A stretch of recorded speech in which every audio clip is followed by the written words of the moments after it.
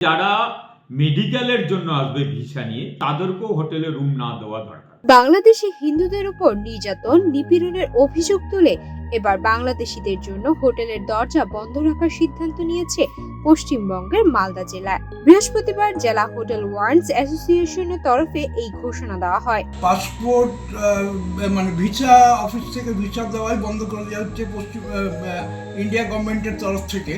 সুতরাং এই দিক দিয়ে আমরা নিরপেক্ষ ভূমিকা নিচ্ছি এবং ওখান থেকে যেহেতু ভিসা তৈরি হচ্ছে না, বাইরের লোককে আমরা ঘর দিচ্ছি না।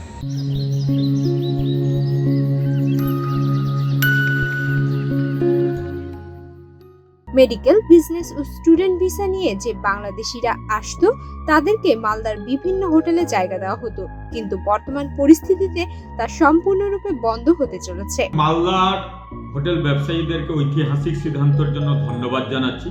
তবে যারা মেডিকেলের জন্য আসবে ভিসা নিয়ে তাদেরকেও বন্ধ করা উচিত, যে তাদেরকেও হোটেলে রুম না দেওয়া দরকার। বাংলাদেশে যেভাবে সনাতন হিন্দুদের উপরে অত্যাচার করা হয়েছে, পুড়িয়ে মারা হয়েছে করে, সেটা কিন্তু খুব কি ভাষায় বলবো, ধিক্কার জানাবো বলার নেই।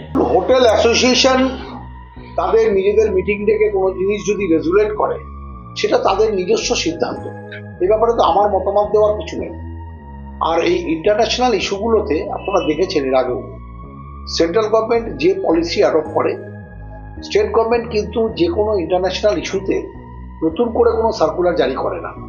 সেই ব্যাপারে সেন্ট্রাল গভর্নমেন্ট যে পলিসি পাঠায় স্টেটের কাছে, স্টেট সেটাকে এক্সিকিউট করার চেষ্টা করে। বাংলাদেশকে বয়কটের দাবিতে ইতিমধ্যে পশ্চিমবঙ্গের শিলিগুড়ি শহরের একাধিক জায়গায় বয়কট বাংলাদেশ পোস্টার পড়েছে।